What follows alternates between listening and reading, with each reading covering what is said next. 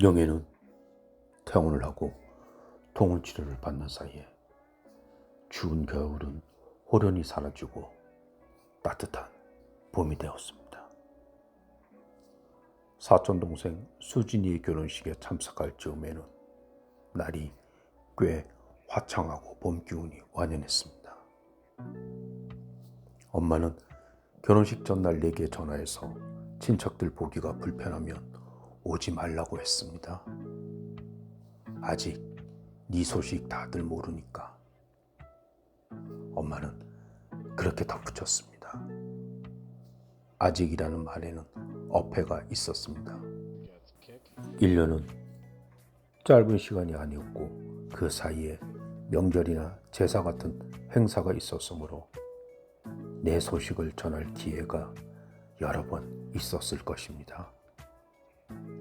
아직 알리지 못했다기보다는 영원히 알리지 않을 계획이겠지. 나의 요원이 친지들에게 알리기 어려울 정도로 부끄러운 일이라는 것을 부모는 내게 숨길 생각이 없는 것 같았습니다. 부모가 알리기를 원하지 않는다면 당사자가 직접 나서는 수밖에 없다는 마음이 들었습니다. 결혼식은 해랑호가 내려다 보이는 펜션에서 열렸습니다. 수영장이 딸린 독채가 여러 개 있는 고급 펜션이었습니다. 1박 2일 동안 빌려서 피로연을 먼저 하고 다음날 결혼식을 연다고 했습니다.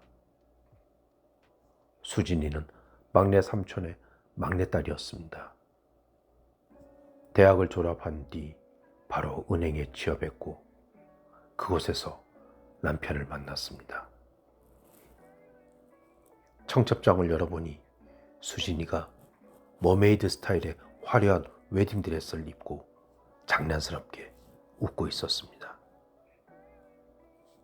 수진이의 가족은 늘 웃음이 넘쳤고 행복했습니다.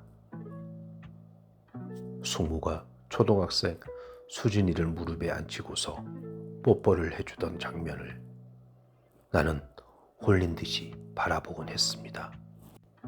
초대를 받아 수진이네 집에 갔을 때 삼촌이 앞치마를 두르고 저녁을 준비하는 걸 보고 엄마와 아빠가 얼굴이 붉어질 정도로 당황하던 모습을 나는 기억합니다.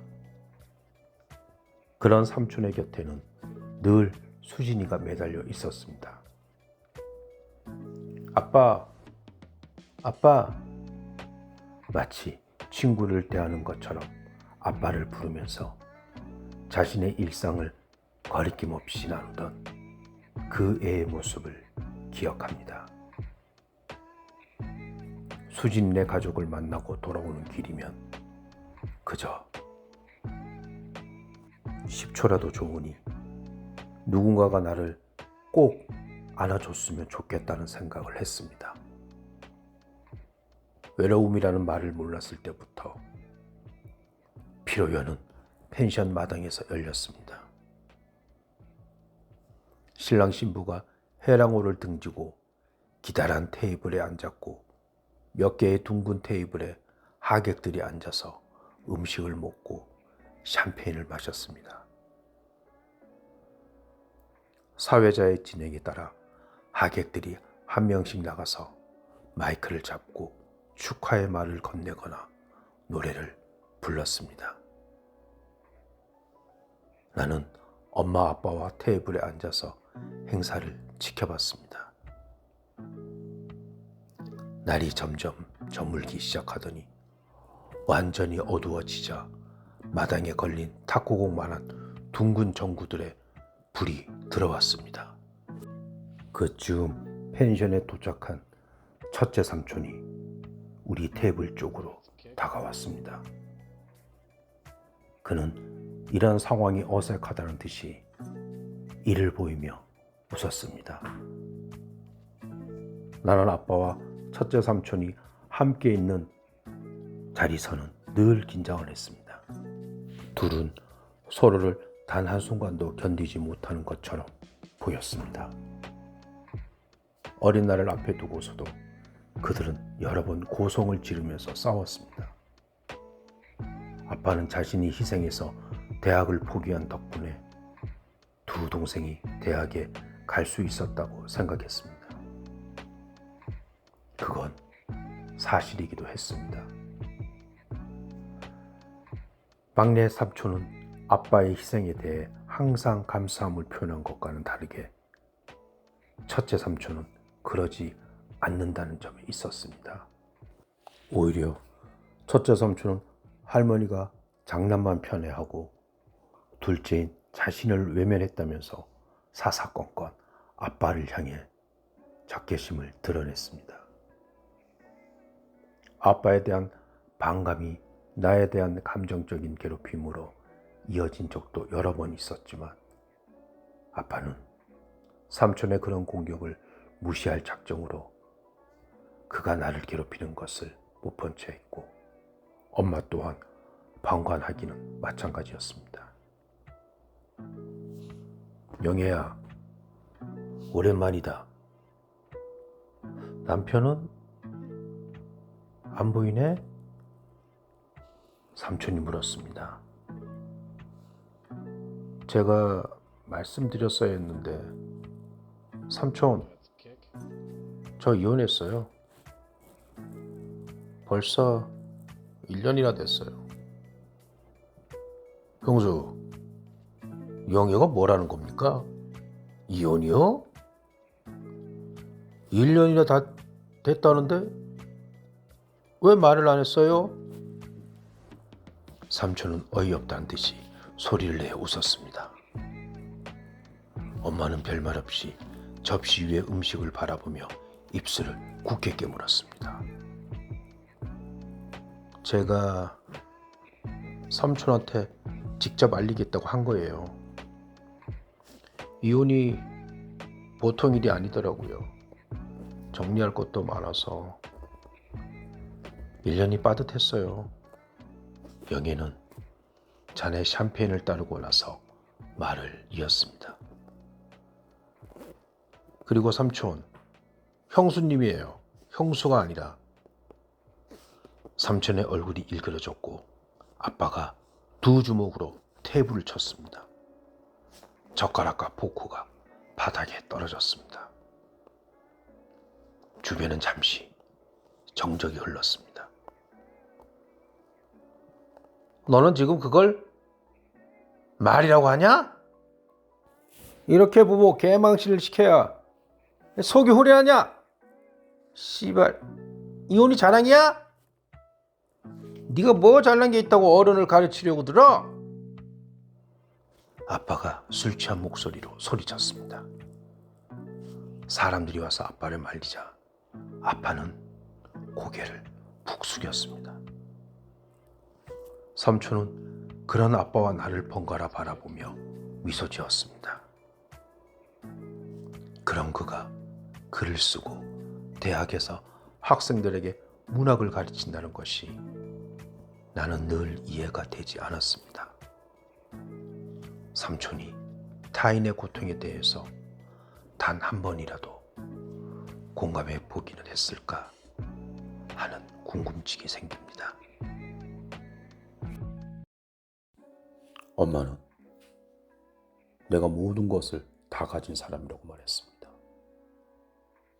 노후가 보장된 부모의 착한 남편, 하고 싶은 일을 하며 살 수 있는 특권을 가졌다고 이야기했습니다.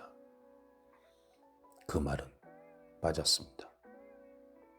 그것만으로도 내 삶의 복은 차고 넘쳤습니다. 특권의 삶이란 무엇인지 자신의 질문을 해봅니다. 내가 누리는 특권을 모르지 않았으므로 영희는 침묵해야 했습니다.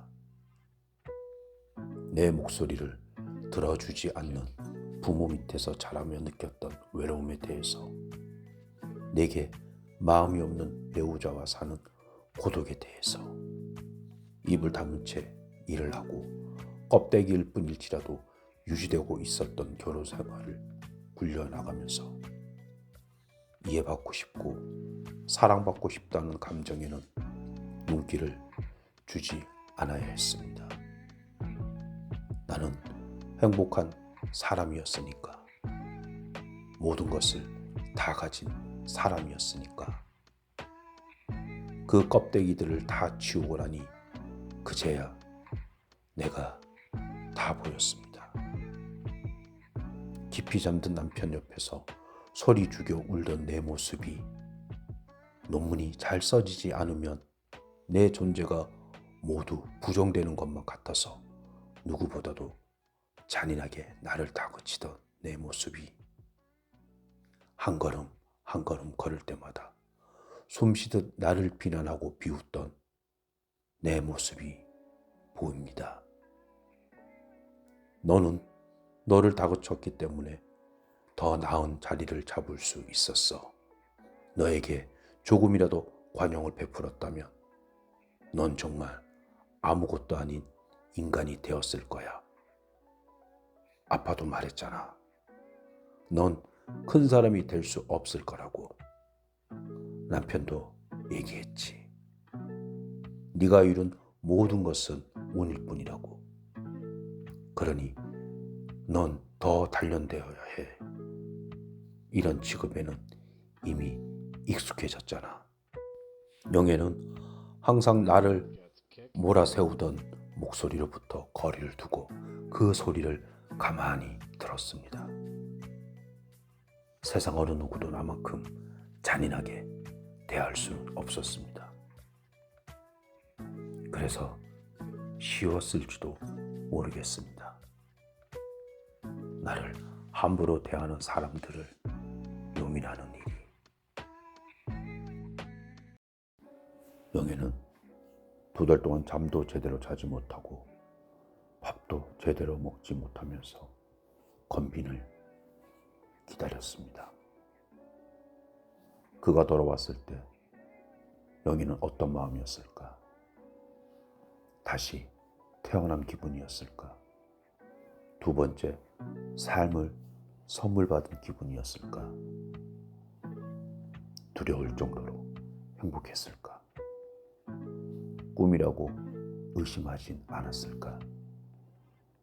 그날 밤 꿈에 권빈이 나와 있습니다.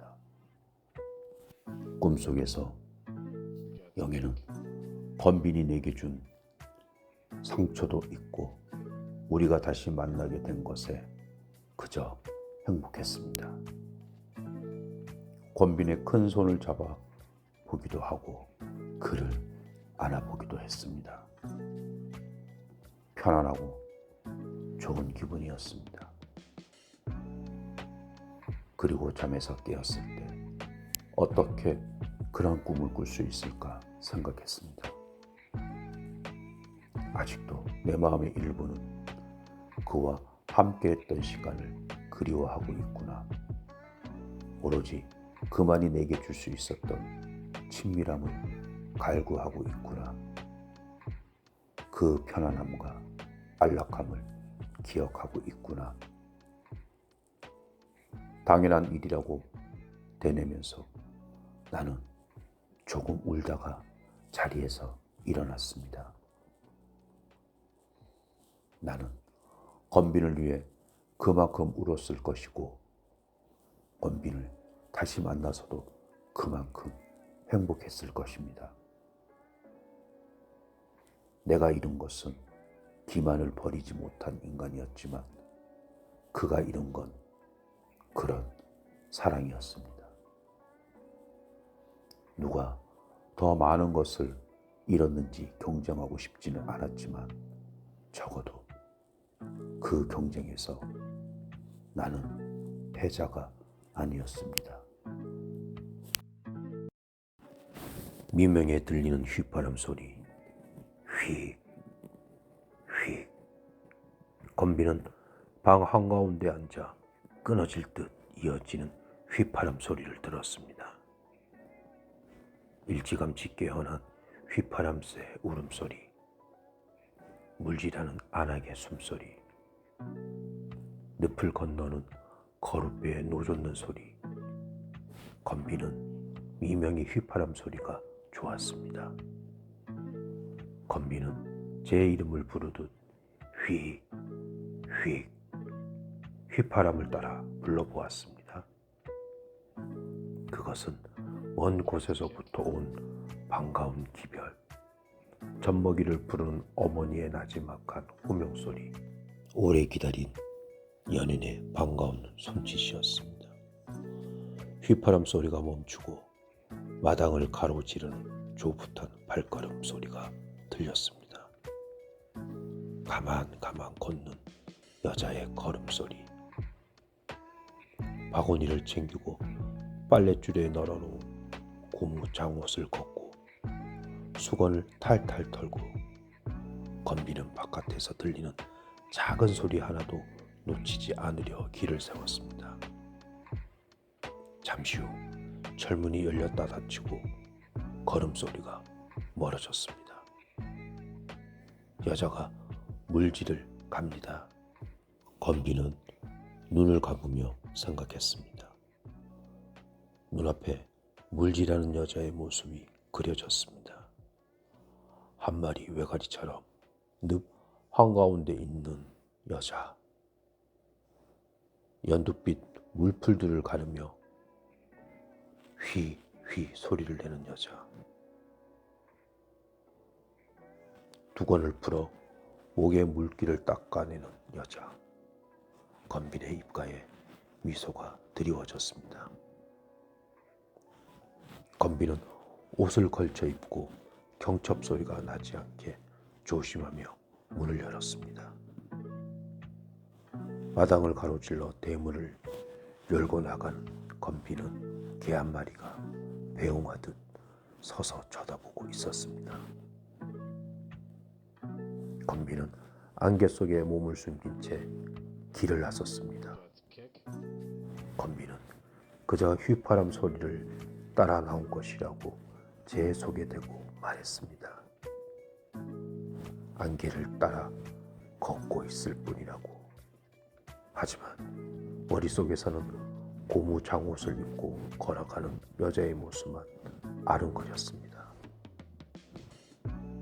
두꺼운 고무 장옷 속에 숨겨진 가녀린 몸이 빨갛게 상기된 볼과 그보다 더 붉은 두 입술이.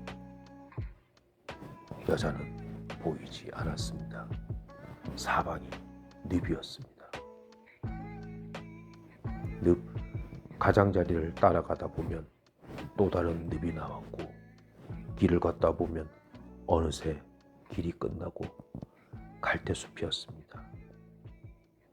갈대숲을 헤치고 나오면 금방 지나왔을 법한 길이 다시 나타났습니다. 길을 잃었습니다. 어쩌면 안개와 갈대가 여자의 흔적을 지워버렸는지도 몰랐습니다. 건비는 안개 속에 우두커니 서서 주위를 둘러보았습니다. 늪이었습니다. 가시연잎이 가득한 늪. 건비는 뭐에 홀린 듯한 기분이 들었습니다. 건빈이 들었던 것이 여자의 걸음소리였는지 확신할 수가 없었습니다. 스쳐 지나가는 바람이었습니다. 해가 뜨면 사라질 안개였을 뿐이었습니다. 고요했습니다. 풀벌레들은 안개가 걷히고 나야 짝짓기를 위한 울음소리를 낼 것이었습니다. 억새 속에 숨은 새떼들도 안개가 걷히기를 기다리며 젖은 깃털을 손보고 있을 것이었습니다.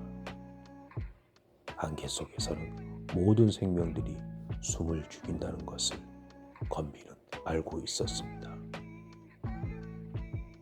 안개가 걷히면 그 숨죽인 것들이 한꺼번에 일어나 소란을 떨리라는 것도 알았습니다. 늪은 소란과 침묵을 함께 갖고 있다는 것을 건비는 몇 번의 새벽 외출을 통해 알고 있었습니다. 건비는 이제 그만 집으로 돌아가야겠다고 생각했습니다. 주위를 둘러보며 돌아가는 길을 가늠해 보다가 문득 탱자나무 울타리 집을 제 집으로 여기고 있다는 사실을 깨달았습니다. 안 될 것도 없다고 생각했습니다. 그때였습니다. 잔잔한 수면에 물려오리 이는가 싶더니 거짓말처럼 여자가 나타났습니다. 안개를 밀어내며 늪에서 나온 여자는 현실감이 없었습니다. 꿈결 같았습니다. 건빈을 보고도 놀라지 않는 여자가 늘 그랬듯 가벼운 목례와 입가의 미소를 보내는 여자가 마지막 남은 현실감마저 지워버렸습니다. 건빈은 벌떡 일어나 여자를 맞았습니다. 바구니를 받아들고 무태 오르는 여자의 손을 잡아주면서 건빈은 여자가 자신을 찾아온 것인지도 모른다는 생각을 했습니다. 물질을 떠날 때마다 건빈이 자는 방문 앞에 서서 기척을 보내고 건빈이 따라오기를 기다리고 건빈의 손길을 기다리고 일찍 나오셨어요? 잠이 안 와서요. 그냥 산책 삼아. 오늘은 우렁이보다 조개가 많네요. 조개국 끓여드릴게요. 괜찮으시면 이번엔 된장 넣고 끓여드릴게요. 아니면 말갛게. 저는 다 좋습니다. 그런데 머리에 물풀이 잔뜩. 가시 한 줄기에 걸려서 넘어졌어요. 그래서 이쪽 늪은 잘 안 오는데 잘못하면 가시에 찔릴 수도 있거든요. 오늘은 아주머니들이 많아서 어쩔 수 없이 여기까지. 건비는 여자의 나긋나긋한 말소리가 듣기 좋았습니다. 눈에 하얀 장막이 들이오며 뭐든 훌훌 벗어 던져야 할 것 같은 느낌. 허물 벗기 직전의 뱀. 여자의 목소리가 조금씩 멀어지고 있었습니다.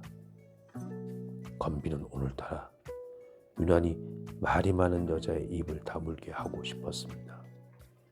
그 붉은 입술에 제 입술을 포개고 갑옷 같은 고무 장옷을 벗겨내고 젖은 옷도 마저 벗겨내고 하얀 속살을 거머쥐는 자신의 손을 상상했습니다. 가쁜 숨결이 뒤섞이고 비릿한 살레를 맞고 가까운 곳에서 새떼들이 날아오르는 소리가 들렸습니다. 영애는 2달 동안 잠도 제대로 자지 못하고 밥도 제대로 먹지 못하면서 건빈을 기다렸습니다. 그가 돌아왔을 때 영희는 어떤 마음이었을까? 다시 태어난 기분이었을까? 두 번째 삶을 선물 받은 기분이었을까? 두려울 정도로 행복했을까? 꿈이라고 의심하진 않았을까? 그날 밤 꿈에 권빈이 나와 있습니다. 꿈속에서 영애는 권빈이 내게 준 상처도 잊고 우리가 다시 만나게 된 것에 그저 행복했습니다. 권빈의 큰 손을 잡아 보기도 하고 그를 안아보기도 했습니다. 편안하고 좋은 기분이었습니다. 그리고 잠에서 깨었을 때 어떻게 그런 꿈을 꿀 수 있을까 생각했습니다. 아직도 내 마음의 일부는 그와 함께했던 시간을 그리워하고 있구나. 오로지 그만이 내게 줄 수 있었던 친밀함을 갈구하고 있구나. 그 편안함과 안락함을 기억하고 있구나.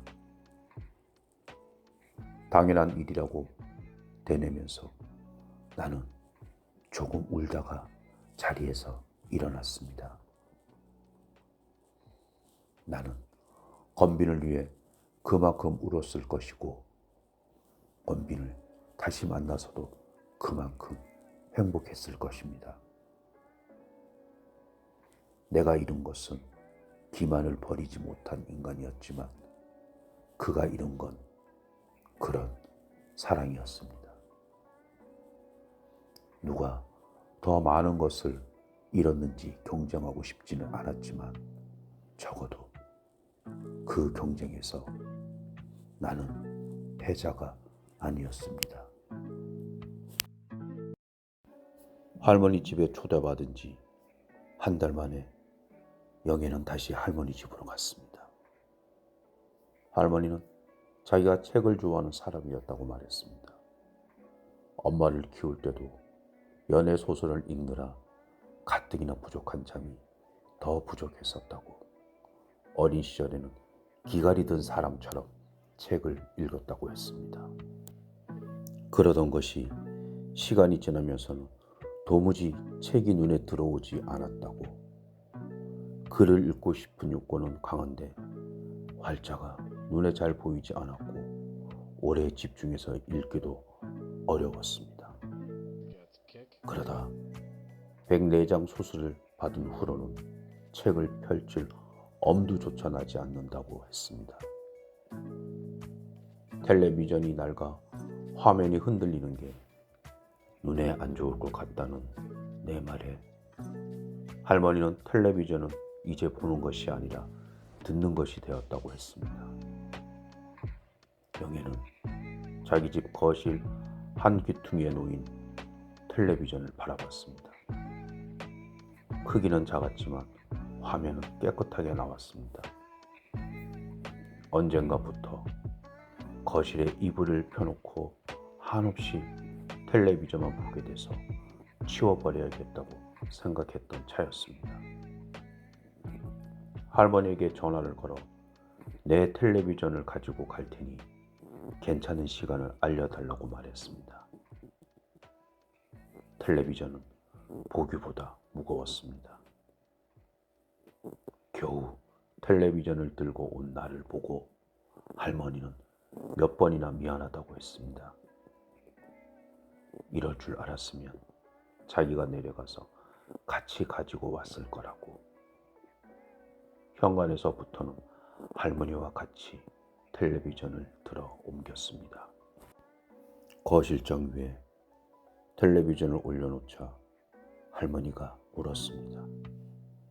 영애야, 정말 텔레비 안 봐도 괜찮아? 나는 거실장 아래에 놓인 할머니의 텔레비전을 보며 말했습니다. 저거 버리세요. 할머니 눈 다 상해요. 어떻게 버려야 하는지는 아시죠? 나 혼자 산 지가 지금 몇 년인데 그걸 모르겠냐? 그러네요. 아무튼 잘 받을게. 고마워. 텔레비전을 설치하고 할머니와 나란히 앉아 녹차를 마시면서 사자가 나오는 다큐멘터리를 봤습니다. 할머니는 꾸벅꾸벅 졸다가도 다시 잠에서 깨어 텔레비전을 봤습니다. 나는 밥을 먹고 가라는 할머니의 제안을 거절하고 집으로 갈 채비를 했습니다. 이런 식으로 매주 같이 밥을 먹는 관계가 되고 싶지는 않았습니다. 가기 전에 부탁드릴 게 있어요. 뭔데? 말해봐. 증조 할머니 사진이 저번에 보여주신 거 그거 하나예요? 응, 그거 하나야. 우리 엄마 사진. 그 사진 제 핸드폰으로 찍어가도 돼요? 꺼릴 수도 있다고 생각했는데 할머니는 오히려 내 부탁을 반기더니 작은 방에 가서 사진첩을 들고 나왔습니다. 나는 나와 꼭 닮은 증조모의 얼굴을 가만히 바라봤습니다. 작게 미소 짓는 얼굴에서 장난스러운 표정이 새어 나왔습니다. 입이 아니라 눈이 그랬습니다. 그 얼굴을 한참 바라보고 나서야 증조모 옆에 여자가 눈에 들어왔습니다. 옆에 여자는 명예의 할머니였습니다. 영애는 봄비가 온종일 내리던 날 피곤해서 집에 돌아오는 길에 엄마의 유방암 재발 소식을 들었습니다. 처음 발병한 건 2015년이었습니다. 초기에 발견되어서 종양 제거 수술을 하고 몇 차례 방사선 치료를 받았습니다. 엄마는 친구가 별로 없어서 문병을 오는 사람이 드물었고 심지어 엄마의 엄마조차 병원에 오지 않았습니다. 딸 자식이 수술을 한 건 알고 있느냐는 내 말에 엄마는 네 할머니와 연락하지 않고 지낸 게 하루 이틀이냐며 말을 돌렸습니다. 그로부터 5년이 지나 엄마가 재수술을 받게 되었을 때에야 내가 엄마 입장이었더라도 그렇게 했을 것 같다는 생각이 들었습니다. 금요일 오전 수술이어서 하루 연차를 내고 서울로 올라갔습니다. 우리는 말을 별로 하지 않았습니다. 아프지 않으냐고 내가 물으면 괜찮다고 엄마가 대답하는 것이 대화의 전부였습니다. 웬일인지 엄마가 이번에는 아빠 끼니를 걱정하지 않았습니다. 아빠 밥 걱정 안 되나 보지? 라고 빈정대고 싶었지만 피주머니를 달고 누워있는 엄마를 보니 그런 생각을 한 내가 미워졌습니다. 그리고 내가 어쩔 수 없이 빈정대게 하고 차갑게 말하게 하는 엄마도 미웠습니다. 밉다 다 밉다 보니 아무리 사정이 있어도 자식에게 한 발짝도 먼저 다가가지 않는 할머니도 미워졌습니다. 할 일 없이 보조 침대에 누워 있다가 나도 모르게 충동적으로 말했습니다. 할머니 집에 놀러 갔었어. 응?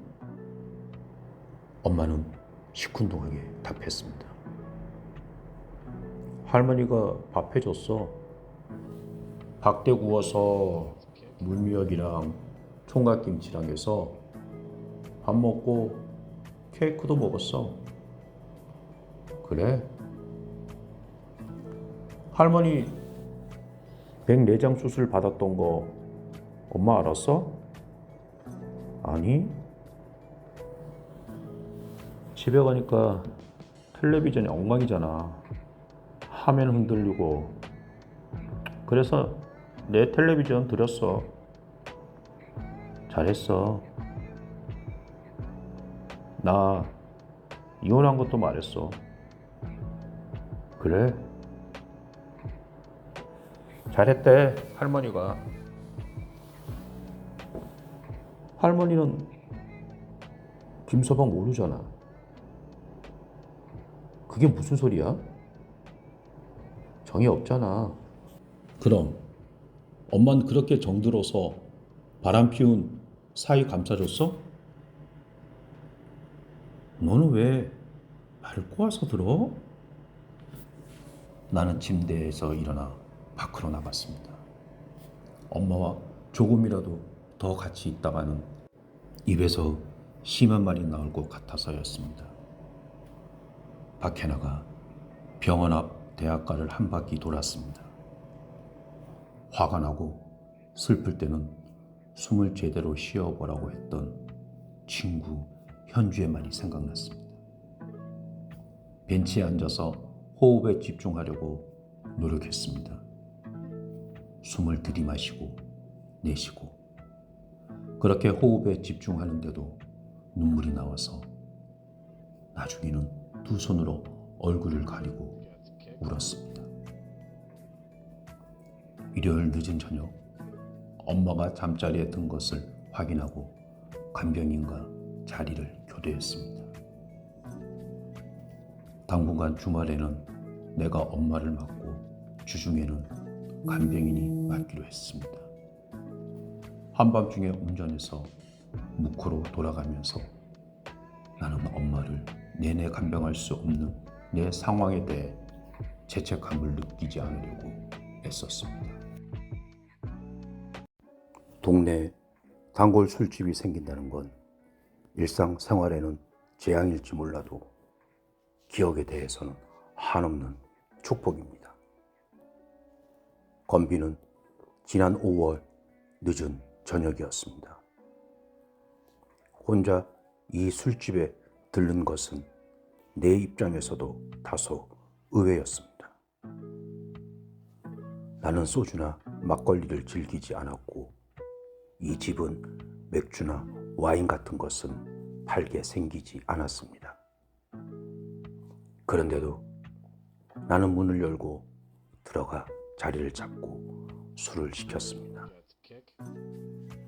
주문한 안주가 나오기 전에 김치와 나물들이 나왔습니다.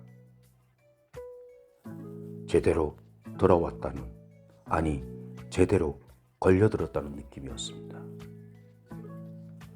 밑반찬만으로 술을 반병 비우기에 부족함이 없었습니다. 그 후로 이 집은 내가 이틀이나 사흘에 한 번꼴로 들르는 단골 술집이 되었습니다. 빈대떡에 막걸리, 김치찌개에 소주, 몇 가지 나물들과 김치를 늘어놓고 혼자 술을 마시면서 하는 생각이란, 맞아, 그때 그런 얘기를 했었지라든가 왜 그랬을까 그녀는 하는 식의 소소한 과거사입니다.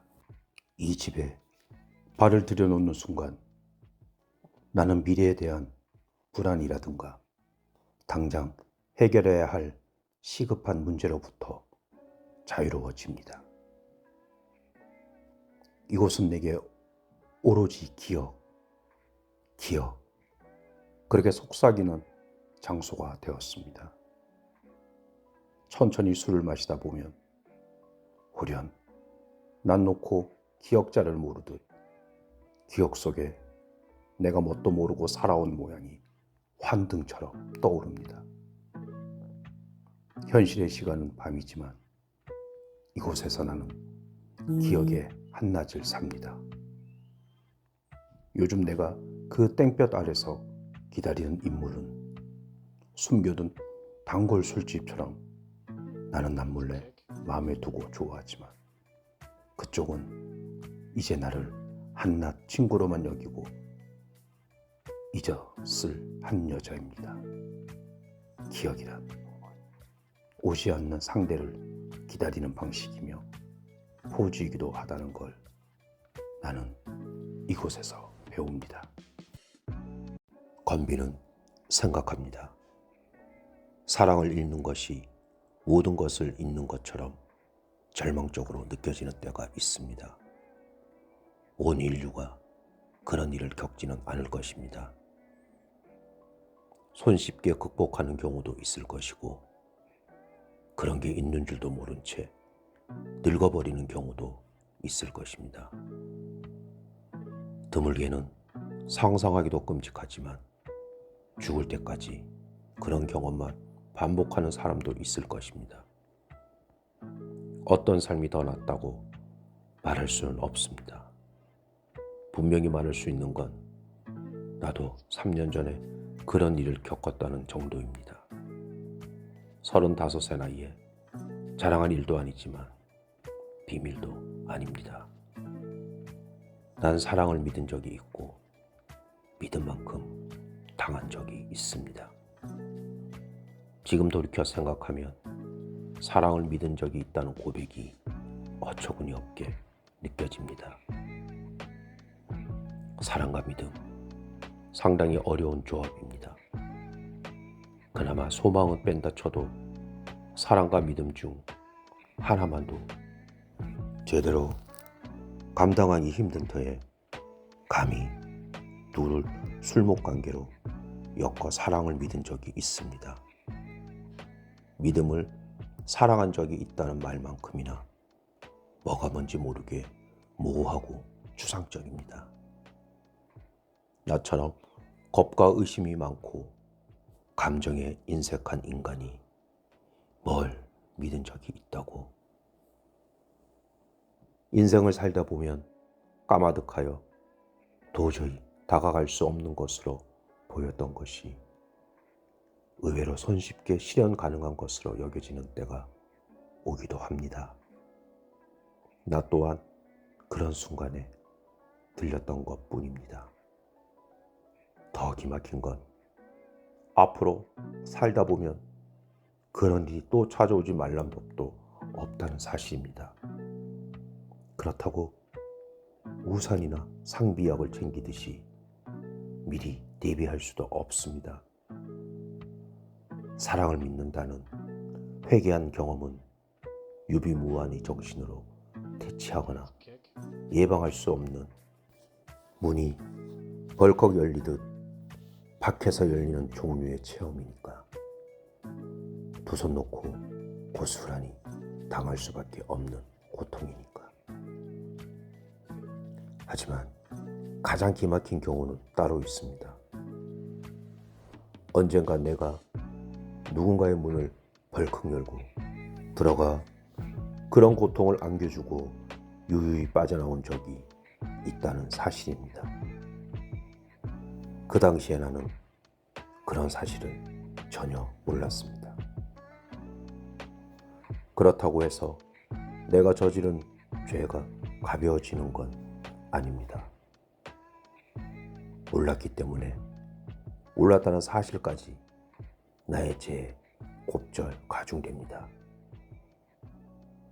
다른 사람도 아니고 그녀의 사랑을 몰랐다는 발등을 찢을 죄까지 말입니다. 건빈곁을 떠난 기억 속의 영예를 회상합니다. 영예와 자주 간 단골 술집은 기억에 대해서는 한없는 축복이지만 청춘에 대해서는 만종과 같습니다. 사랑을 믿던 한 시기가 끝났으며 뒤를 돌아보아야만 앞으로 나아갈 수 있는 나이가 되었다는 것을 의미합니다. 나는 지금 35이라는 인생의 한낮을 지나고 있습니다. 태양은 머리 꼭대기에서 이글거리지만 이미 어둠을 예비하고 있습니다. 내 생애의 조도는 여기가 최대치입니다. 이보다 더 밝은 날은 내게 다시 오지 않을 것입니다. 내 인생이 연령의 절반을 꼭지점으로 하여 직각 형태라면 그녀의 인생은 앞쪽이 다소 높은 산의 능선처럼 3분의 1 지점에서 봉우리를 이룬 후 부드럽게 흘러내리는 형태일 것입니다. 누구에게나 개인적인 멜로디가 있습니다. 20대 후반 무렵 나만큼이나 겁이 많고 감정에 인색했던 영예가 내게 보내온 노래는 매우 낮은 음역에 들리듯 말듯한 작고 희미한 멜로디였습니다. 나는 그것을 나와 무관한 영예의 희한한 개성으로 간주했습니다.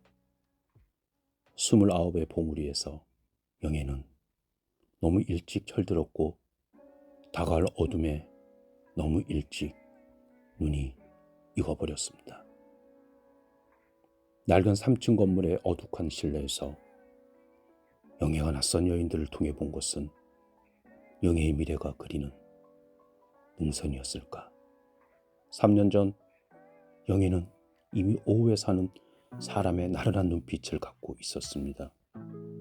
그리하여 영애는 지금의 대낮 같은 기다림을 알아보지 못합니다.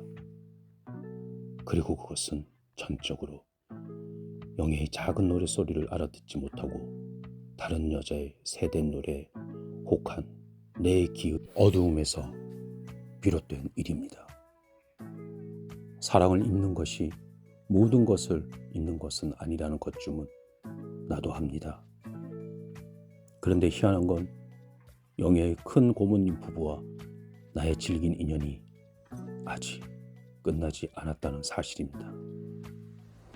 나는 옥상에 옥탑방을 얹은 낡은 3층짜리 건물을 그냥 지나치지 못하며 가벼운 실수나 후회거리가 생기면 이렇게 말하곤 합니다. 그때 찬물을 먹었어야 했는데. 헤어지기 전 영애가 내게 마지막으로 물었습니다. 괜찮지? 괜찮네. 물론 기차처럼 긴 술집에 대한 품평이었지만 나는 영애의 얘기를 듣는 동안 내가 겪고 있는 시련의 고통이 서서히 무뎌지는 것을 느꼈습니다. 나는 영애의 괜찮냐는 물음에 괜찮다는 대답을 되풀이하면서 그녀가 자꾸 나의 안부를 묻고 나는 그것에 괜찮다 대답하는 듯한 착각이 들었습니다. 괜찮지? 괜찮아. 그러면서 나는 정말 괜찮아졌습니다. 이제 모든 것은 소소한 과거사가 되었습니다. 나는 기차간 모양의 술집 분위기를 내는 이 단골 술집에 혼자 앉아. 맞아.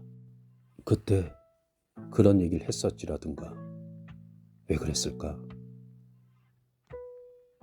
그녀의 이름, 그녀가 했던 얘기들, 그녀의 피시굽던 표정, 그녀의 단정한 인중성과 윗입술을 떠올립니다.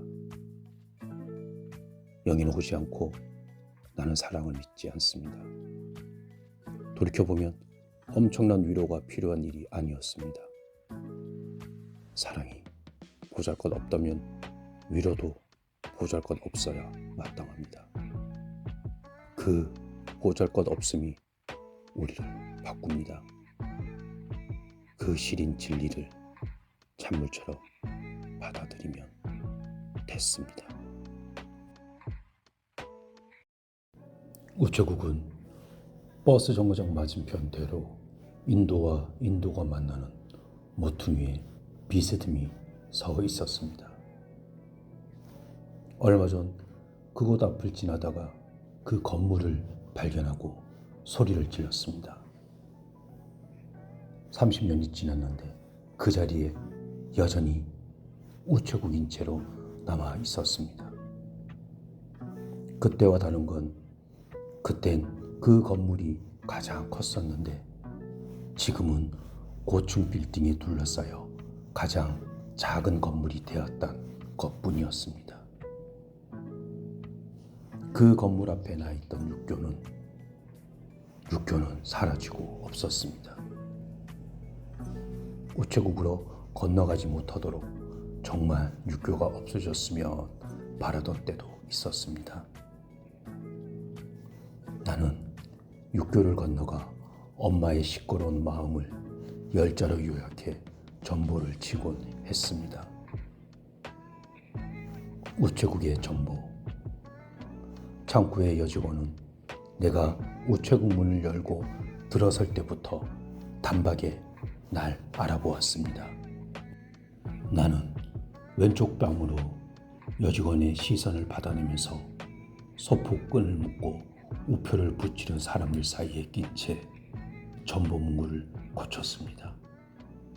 우선 할머니는 어머니로 바꾸었다가 다시 모친으로 고쳤습니다. 최대한 줄이거나 뺄 수 있는 말은 빼야 했습니다. 오늘 새벽도 지웠습니다. 할머니가 언제 돌아가셨는지는 내일 묵호항에서 만나면 차차 알게 될 일이었습니다. 우체국 여직원이 날 기억하는 것은 다 그럴 만한 이유가 있어서였습니다. 11살짜리 계집애가 혼자 와서 아이들 위독 급 상경하시오 라는 전보를 쳐달라고 했으니 은연중에 내 얼굴을 흘끔 보았을 것입니다. 게다가 11자 글자를 바득바득 10자 가격에 해주면 안 되겠느냐고 우게 됐으니 눈, 코, 입까지 조목조목 따져보았을 것입니다. 신출내기 여직원은 호기심을 참지 못했습니다. 아이들 다 위독한 것 같은데? 넌 대체 누구니? 마음 같아선 그 여직원 앞에서 고개를 쳐박고 딱 죽고 싶었습니다. 여직원은 무슨 사정인지 말 안 해도 다 알겠다는 듯 고개를 깊게 두어 번 끄덕이더니 선심쓰듯 하시오를 바람으로 고쳐 10자를 맞춰 주었습니다. 창고 앞에 서 있으면 안쪽에 난 방이 들여다 보였습니다. 머리가 기미까지 벗어진 중년 사내가 앉아 이런저런 장비를 만지작거리면서 전보를 받거나 전보를 쳤습니다. 아이들이 위독하다는 전보에도 불구하고 아버지는 상경하지 않았습니다. 대신 때에 이르게 핀 벚꽃 이파리들이 마당 가득 분분히 날렸소 로 시작되는 장문의 편지를 보냈습니다. 편지를 읽을 때 엄마는 수줍어했습니다. 그래서 달콤한 문장들 사이에 숨어있는 여유가 있으면 돈 좀 붙여달라는 부탁에도 화내지 않았습니다. 달이 차고 기울 듯 엄마의 심경도 차고 기울기를 반복했습니다. 매번 통하지 않을 것을 알면서도 전보를 쳐대는 엄마를 보면 언젠가 봤던 사마귀가 떠올랐습니다. 어쩌다 길 한중앙에 나와선 사마귀를 자전거 바퀴가 치고 지나갔습니다. 사마귀는 배 아래쪽이 납작 눌려졌습니다. 어찌어찌 겨우 일어선 사마귀는 성했던 방금 전의 모습대로 돌아가기 위해 나처럼 생긴 앞다리를 들어 울리려 안간힘을 썼습니다. 또 누군가 밟고 지나갔습니다. 이번은 아예 일어서지 못한 채 바닥에 납작 눌려 붙었습니다. 눌려 조금씩 죽어가면서도 사마귀는 서 있을 때처럼 앞다리를 나처럼 세우려 눈에 띌 듯 말 듯 움직였습니다. 그 포즈만이 진정 자신을 사마귀답게 한다는 엄마는 잊을만 하면 한 번씩 속듯이 전달되지 않을 전보를 쳤습니다.